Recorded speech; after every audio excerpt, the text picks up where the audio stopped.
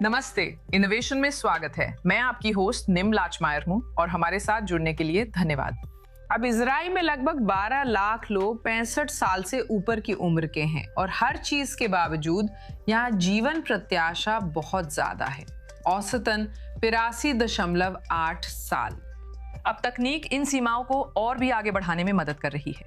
तो आज हम सभी नवीनतम बुजुर्गों से जुड़ी तकनीकों पर चर्चा करेंगे, लेकिन सबसे पहले हमारी सुर्खियां।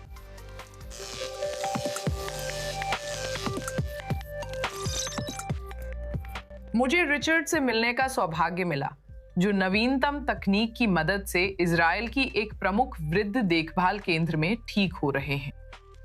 अब ड्रोन आसमान पर छा गए हैं, क्या वे समुद्रों पर भी कब्जा करेंगे? आइए विश्लेषण करें। हमें नया स्पॉटिफाई लोगो भी चर्चा करना होगा, क्योंकि अगर आपको ये पसंद आया तो आप कुछ चुनिंदा लोगों में से हैं। नफरत करने वालों ने डिजिटल हथियार उठा लिए हैं और कंपनी से इसे तुरंत बदलने की मांग की है।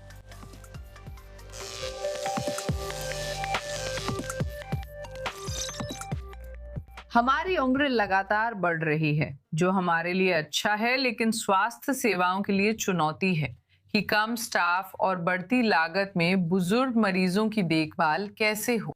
यहीं पर आई केयर इनोवेशन काम आता है।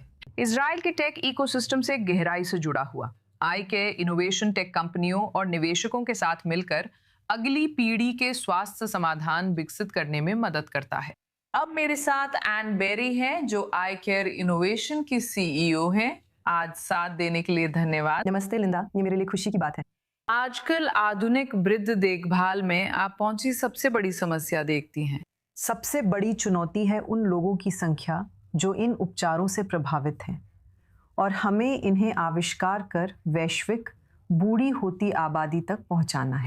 औद्योगिक क्रांति के साथ हमारे पास आर्थिक और जनसांख्यिकीय दोनों तरह की जबरदस्त वृद्धि हुई और अब हमें उन लोगों से निपटना है जो, जैसा कि आपने कहा, इजराइल में औसतन 84 साल जीते हैं, या उदाहरण के लिए मोनाको में सबसे ज़्यादा 86 साल तक जीते हैं।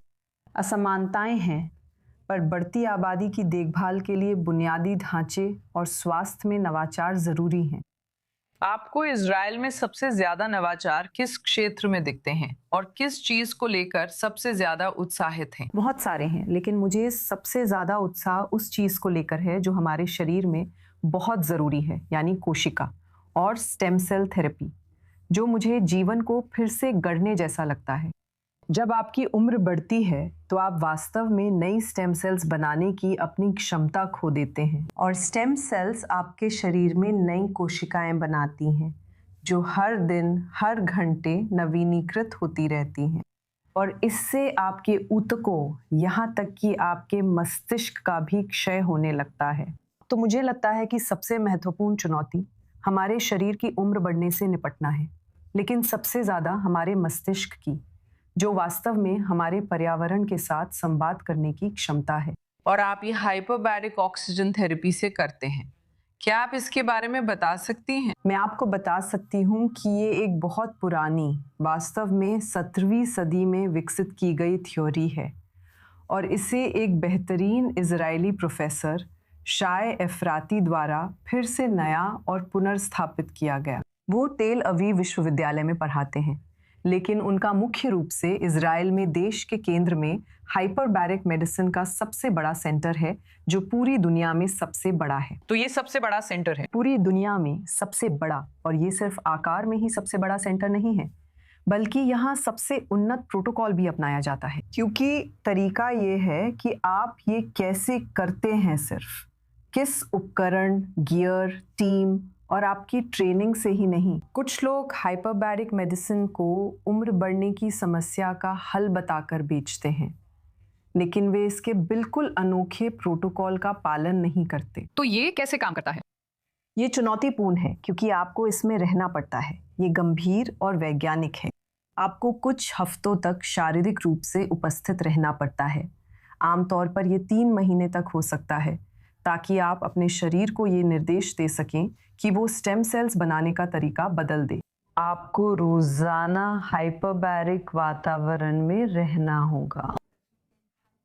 इसका मतलब है कि दबाव जो आम तौर पर समुद्र तल पर होता है, उससे अलग होगा।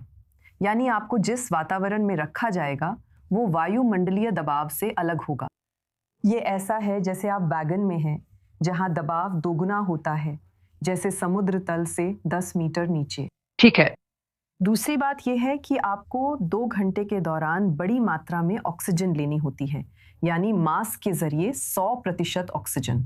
फिर आप 10-10 मिनट ऑक्सीजन और बिना ऑक्सीजन के बस केबिन की सामान्य हवा के साथ बारी बारी से करते हैं, और आपका शरीर इसे एक संकट की स्थिति के रूप में लेता है। शरीर सोचता है कि आप कम ऑक्सीजन वाले वातावरण में हैं, और प्रतिक्रिया करने के लिए ये कृत्रिम रूप से स्टेम सेल्स बनाता है, जो वास्तव में आपकी बदली हुई ऊतकों को धीरे धीरे पुनर्स्थापित करने में मदद करेंगे। और ये ऊतक आपके दिमाग में भी हो सकते हैं, दिमाग में भी ऊतक होते हैं, सिर्फ आपकी त्वचा पर ही नहीं।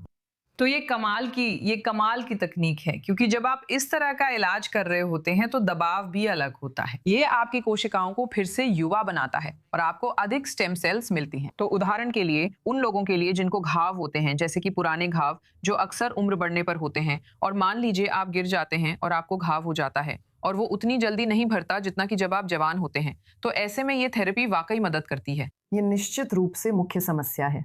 समस्या घाव ही है। एक होता है दिखाई देने वाला और एक अदृश्य घाव।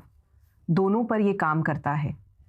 घाव को ठीक होने के लिए ऑक्सीजन चाहिए, और अगर आपके शरीर में ऑक्सीजन कम है तो आप वास्तव में मरीज को ऐसी स्थिति में ले जा सकते हैं जहां उसका घाव कभी ठीक नहीं होगा। आप इसे डायबिटीज और रक्त वाहिका समस्याओं में देख सकते हैं। तो असल में मैं इस कंपनी का हिस्सा नहीं हूं, मैं बस कोई हूं जिसने इसे वैज्ञानिक आधार पर आजमाया है। मैंने इसे बेहतर समझने के लिए खुद प्रोटोकॉल अपनाया, क्योंकि मैं इससे बहुत प्रभावित थी। मुझे लगता है कि ये सच में स्टेम सेल्स के निर्माण पर काम करता है, और ये ऑक्सीजन के जरिए काम करता है, इसलिए ये लोगों को ठीक करता है। और इजराइल में 16 चिकित्सीय स्थितियों के लिए, जिनमें डायबिटीज और सर्जरी के बाद के घाव भी शामिल हैं, आपको सब कुछ सोशल सिक्योरिटी से कवर मिल जाता है। इलाज के लिए पैसे नहीं देने पड़ते, ये पूरी तरह प्रमाणित है। ये इजराइल के लिए खास है कि आप यहाँ इंश्योर करवा सकते हैं।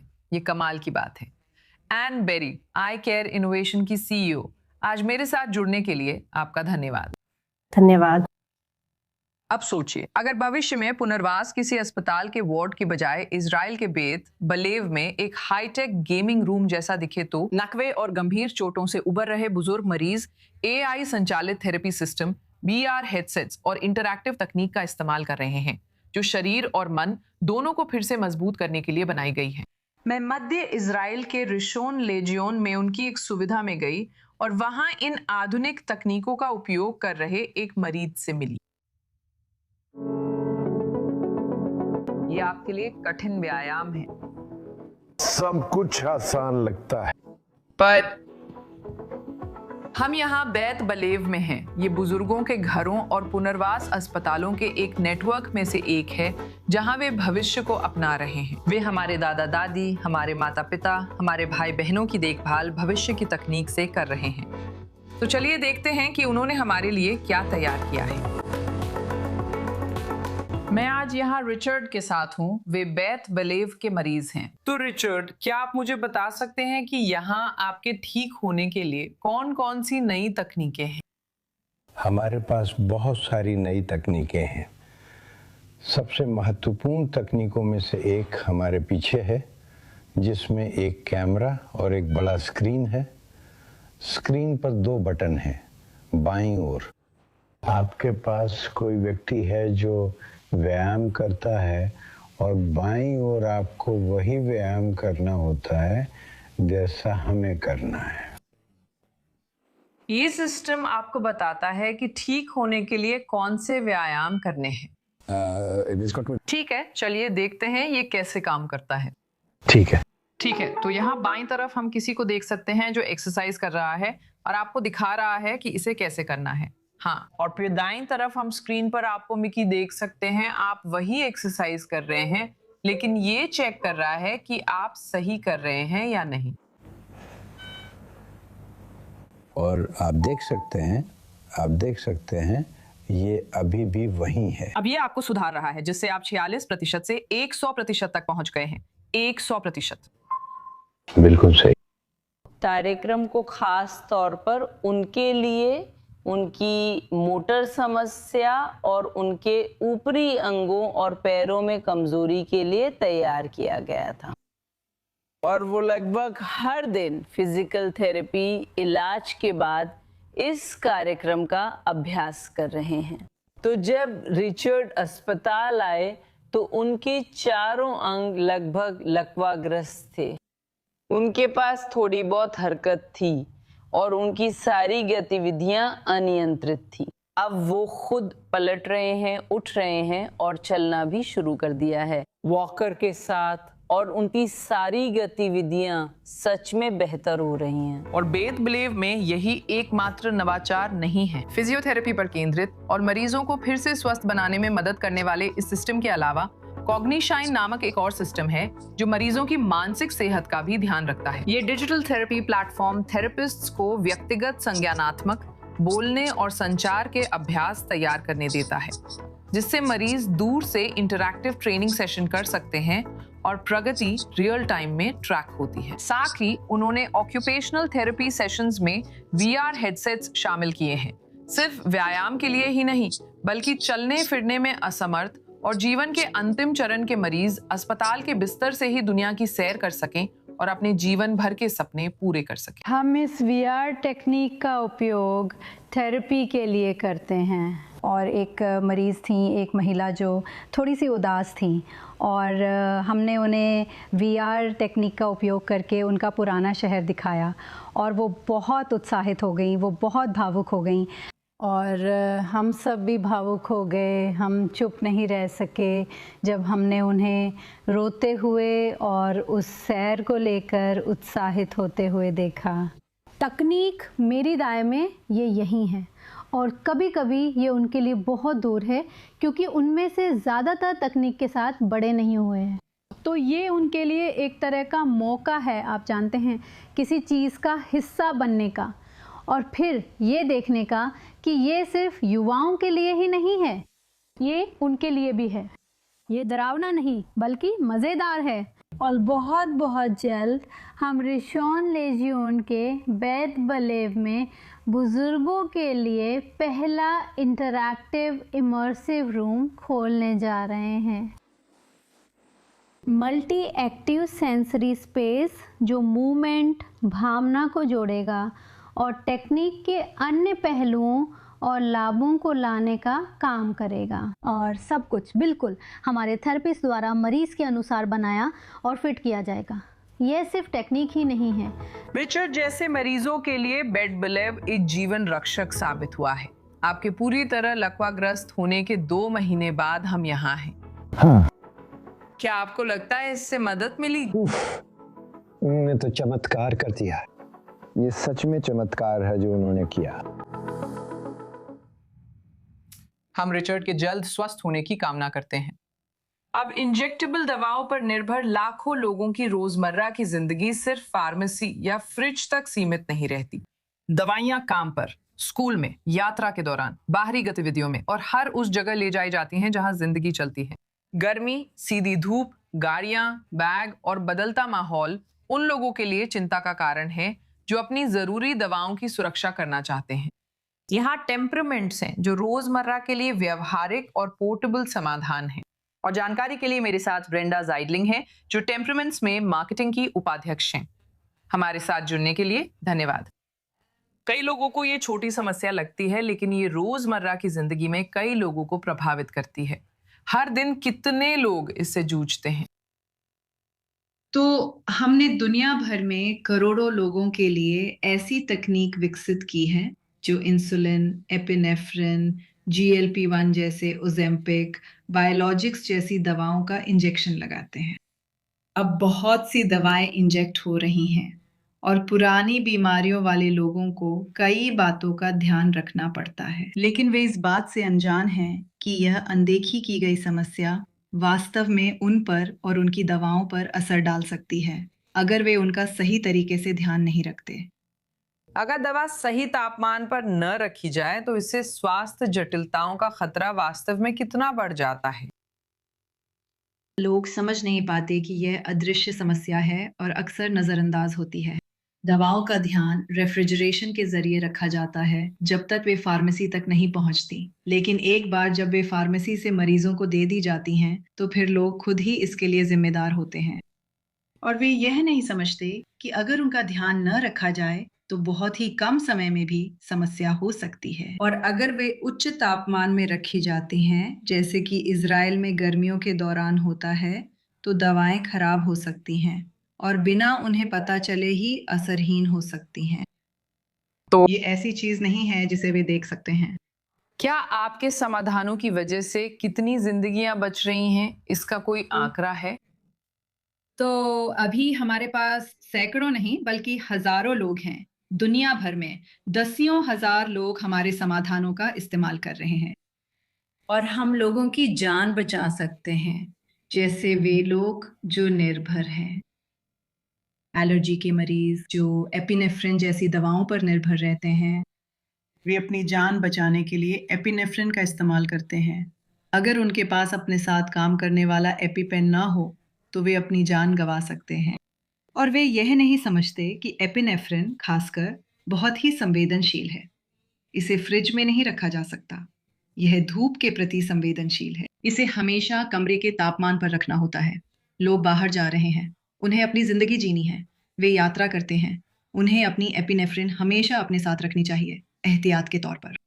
और वे ये नहीं समझते कि जब उन्हें इसकी सच में बहुत जरूरत होगी, अगर इसका ध्यान नहीं रखा गया तो ये काम नहीं कर सकती। बहुत दिलचस्प है, खासकर जब सोचती हूँ कि भविष्य में और लोगों को अपनी दवा खुद लगानी होगी। ये समाधान कई जानें बचाएगा। ब्रेंडा ज़ाइटलिन, टेम्परामेंट में मार्केटिंग की उपाध्यक्ष, हमारे साथ जुड़ने के लिए धन्यवाद। धन्यवाद। अब बुजुर्गों के लिए तकनीक से हटते हुए स्वायत्त ड्रोन ने पहले ही हवाई युद्ध को बदल दिया है, लेकिन अब वही क्रांति समुद्र में भी आ गई है। और ये इसलिए महत्वपूर्ण है क्योंकि ईरान को लेकर बढ़ते तनाव के चलते दुनिया के सबसे महत्वपूर्ण समुद्री व्यापार मार्गों में से एक को लेकर चिंता बढ़ रही है। हाँ, होर्मुज जलडमरू मध्य। अब सेनाएं रणनीतिक जल मार्गों और वैश्विक शिपिंग मार्गों की सुरक्षा के तरीके फिर से सोच रही हैं। इसका जवाब शायद बड़े युद्धपोत नहीं, बल्कि एआई से संचालित बुद्धिमान स्वायत्त जहाज हो सकते हैं।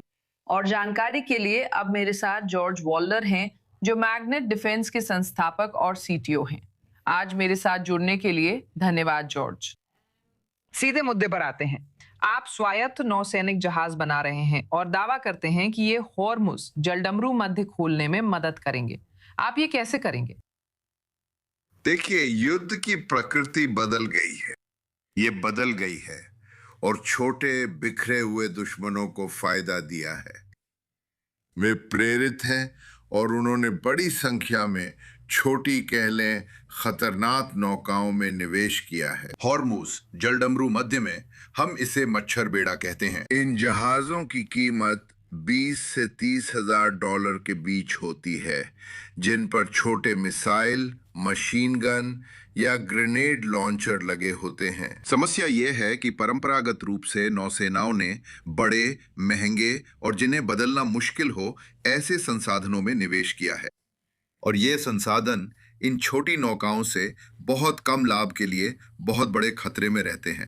और यही वजह है कि आप देखते हैं कि शक्तिशाली नौसेनाएं, जिनमें यूएस नेवी भी शामिल है, इन चोक पॉइंट से दूर रहती हैं, जहां उनकी गतिविधि सीमित होती है। उनके विकल्प बहुत सीमित होते हैं और वे वास्तव में बहुत बड़ा जोखिम उठाएंगे। इसका समाधान वही है जिस पर हम काम कर रहे हैं, यानी एक बहुत अधिक वितरित बल जो इतना छोटा हो कि फुर्तीला रहे, लागत प्रभावी हो ताकि बड़ी संख्या में खरीदा जा सके, और साथ ही इतना बड़ा हो कि लड़ाई जीत सके।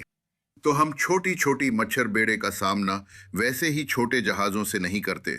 हम उनका सामना ऐसे जहाज से करते हैं जो 4 या 5 गुना बड़ा होता है। और ये जहाज मच्छर बेड़े या इन छोटे दुश्मनों पर बिना किसी इंसान को खतरे में डाले अपेक्षाकृत कम लागत में लेकिन प्रभावी ढंग से काबू पा सकते हैं। तो ये यूक्रेन जैसी लड़ाई में नहीं बदलता, जहां उनकी ड्रोन के जवाब में हमारी ड्रोन्स होती हैं। ये वास्तव में एक गलत रणनीति साबित हुई है। सही रणनीति ये है कि हमारे पास ऐसा कुछ हो जो ड्रोन या इन छोटी नावों का सामना कर सके और उनसे निर्णायक और ताकतवर तरीके से निपट सके। लेकिन क्या आपको फिर एक बड़े करियर की तुलना में ऐसी बहुत सारी नावों की जरूरत नहीं पड़ेगी? बहुत ज्यादा, बहुत ज्यादा। परंपरागत नौसेनाओं ने ऐसे जहाजों में निवेश किया है जिनमें बहुत सारी संपत्ति, बहुत शक्ति और जबरदस्त जोखिम केंद्रित होता है। ये खुले समुद्र के लिए बने हैं, सीमित जल क्षेत्रों के लिए नहीं, जहां इनकी गतिशीलता कम हो जाती है। हम जो बना रहे हैं वो छोटे जहाज हैं, लेकिन फिर भी शक्तिशाली जहाज हैं। ये एआई संचालित हैं, ज्यादातर स्वचालित हैं और इंसान इसमें शामिल रहते हैं। यानी जब हथियार छोड़ने की बात आती है तो अंतिम निर्णय इंसान ही लेते हैं। लेकिन ये जहाज तेज, शक्तिशाली हैं और छोटे दुश्मनों को मात देने में सक्षम हैं। साथ ही इसमें किसी भी व्यक्ति या किसी बड़े संसाधन को बहुत ही कम जोखिम होता है। तो बहुत संक्षेप में, क्योंकि हमारे पास समय कम है, लेकिन आपने अभी अभी हनवा डिफेंस यूएसए के साथ साझेदारी की है। हम इस साझेदारी से क्या उम्मीद कर सकते हैं? ये साझेदारी न केवल जहाज़ों और जहाज व मिसाइल संयोजनों के विभिन्न कॉन्फ़िगरेशन को और अधिक तलाशने के लिए है, बल्कि लॉजिस्टिक्स सपोर्ट के लिए भी है। युद्ध रसद के दम पर जीते जाते हैं और संघर्षग्रस्त इलाकों में रसद प्रबंधन एक बड़ा क्षेत्र है। इसके अलावा हनवा एक प्रमुख वैश्विक शिप बिल्डर है और हम उनकी तकनीकों और तरीकों का उपयोग अमेरिका में शिप बिल्डिंग इंडस्ट्री को बनाने और फिर से बनाने के लिए करेंगे। बहुत दिलचस्प। हम मैग्नेट डिफेंस के अगले कदम का इंतजार कर रहे हैं। जॉर्ज वॉलनर, सीईओ, संस्थापक और सीटीओ मैग्नेट डिफेंस, आज हमारे साथ होने के लिए धन्यवाद। बहुत धन्यवाद। अब बढ़ते हैं वायरल टेक न्यूज की ओर। शायद आपने देखा हो या पसंद ना आया हो। नया स्पॉटिफाई लोगो लोगों को पूरी दुनिया में नाराज कर रहा है। लोग इसे ऑनलाइन जमकर आलोचना कर रहे हैं और तुरंत इसे वापस बदलने की मांग कर रहे हैं। तो अधिक जानकारी के लिए मेरे साथ जुड़ रही हैं i20 न्यूज संवाददाता जोडी नित्जेलोविच। जोडी, इस भद्दे आइकन पर आपकी क्या राय है? खैर, मुझे भी ये थोड़ा किच लग रहा था, लेकिन मैं इतना नहीं कहूंगी कि ये सदमा पहुंचाने वाला या युद्ध अपराध जैसा है, जैसा कि कुछ लोगों ने कहा है। जैसा कि हम जानते हैं, ये अस्थायी है और करीब हफ्ते भर में गायब हो जाएगा। हाँ, क्योंकि मेरे पास अभी भी है और मैं बस यही सोचती रही, ये लोड हो रहा है, लोड हो रहा है, लोड हो रहा है। लेकिन ये इसलिए था क्योंकि ये एक अपडेट है, लेकिन ऐसा नहीं था, वो बस एक लोगो था। हाँ, शायद ये जल्दी ही गायब हो जाएगा, उम्मीद है। वैसे भी ये अकेली चीज नहीं है जो स्पॉटिफाई लेकर आ रहा है। वो असल में और भी बहुत सारे AI फीचर्स ला रहे हैं, पॉडकास्ट्स के लिए, ऑडियो बुक्स, AI कवर और रीमिक्सेस। देखते हैं कि उसमें कुछ खास है या नहीं। उसका मतलब क्या है? जैसे लोग खुद बना रहे हैं या आप कर सकते हैं? नहीं, स्पॉटिफाई कंपनी AI से गानों के कवर बना रही है। मुझे नहीं पता मैं उसमें इंटरेस्टेड रहूंगी या नहीं, क्योंकि उसमें असली लोग नहीं गा रहे, बस AI सिंगर हैं। तो वो मेरी पसंद नहीं है, लेकिन हर किसी की अपनी पसंद होती है। और एक और चीज, वे एक सुपर सुपर फैन चीज बना रहे हैं, जैसे सुपर सुपर फैंस के लिए कॉन्सर्ट टिकट्स का एक्सक्लूसिव एक्सेस। अगर आपने वही ब्रेकअप सॉन्ग 47 बार सुना है, तो स्पॉटिफाई उस डेटा के आधार पर यह तय कर सकता है कि आप बियॉन्से का टिकट डिजर्व करते हैं। अरे ये तो बहुत बढ़िया है और मुझे लगता है कि हम सबको हमें अभी इसकी जरूरत है। तो डिसरिगार्ड शब्द के बारे में क्या? सुना है ये गूगल से गायब है। ऐसा नहीं है। हाल ही में पता चला कि अगर लोग डिसरिगार्ड को गूगल पर सर्च करें, तो गूगल का AI चैटबॉट इसे शब्द का मतलब खोजने की बजाय एक निर्देश समझ लेता है और फिर कहता है, मुझे बहुत अफसोस है, मैं सब कुछ डिलीट कर दूंगा सिर्फ डिसरिगार्ड की परिभाषा देने के बजाय। लगता है उसने स्टॉप और इग्नोर के साथ भी यही किया। तो हाँ, उन्हें उस समस्या से निपटना होगा। ये AI शब्द चैटबॉट्स को रोकने के लिए होते हैं। हाँ, ठीक है, बढ़िया। हमारी शब्दावली से कई शब्द जल्द ही बाहर हो सकते हैं। फिर एक नया फोन है और ये एक ऐसा फोन है जो गर्व से अमेरिकी है। ये एक T1 है। तो ये किस तरह का फोन है? तो ये ट्रम्प फोन है। बिल्कुल। हाँ बिल्कुल, ये सोने का है और इसमें ट्रूथ सोशल पहले से इंस्टॉल आता है। बिल्कुल। इसे अमेरिकी मूल्यों के अनुसार डिजाइन जैसे नारों के साथ प्रचारित किया जा रहा है, चाहे उसका मतलब कुछ भी हो। और जाहिर तौर पर इसकी लॉन्चिंग काफी गड़बड़ रही है, इसमें देरी हुई थी, वे लगातार स्पेसिफिकेशंस बदल रहे थे और ये सवाल भी उठ रहे थे कि फोन कहाँ बन रहा है। ऐसा नहीं लगता कि ये अमेरिका में बन रहा है, हम बस इतना ही कहेंगे। और फिर प्री ऑर्डर से ग्राहक जानकारी के लीक होने की संभावित खबरें भी आईं, जो कि बिल्कुल भी अच्छी बात नहीं है। रिव्यूज कह रहे हैं कि ये आईफोन का कॉम्पिटिटर कम और एक गोल्ड एंड्रॉयड ज्यादा है, जो बस अमेरिका से प्यार जताता है। अरे ये एक गोल्ड केस है, मतलब आप देखिए यही चीज मुझे मना लेती है, तो कम से कम ये गोल्ड है। हमारा सारा डेटा चुराने के अलावा कम से कम ये गोल्ड है। धन्यवाद जोडी नित्ज़लोविट्ज इसे समझाने के लिए। और आज के लिए हमारे पास बस इतना ही समय है। मैं आपकी होस्ट निम्ला अचमायर हूँ। अगले हफ्ते इनोनेशन के एक नए एपिसोड के लिए हमारे साथ जुड़िए। देखने के लिए धन्यवाद और जहां कहीं भी हैं टेल नित्ज़लोविट्ज से आपको शुभ दिन की शुभकामनाएं।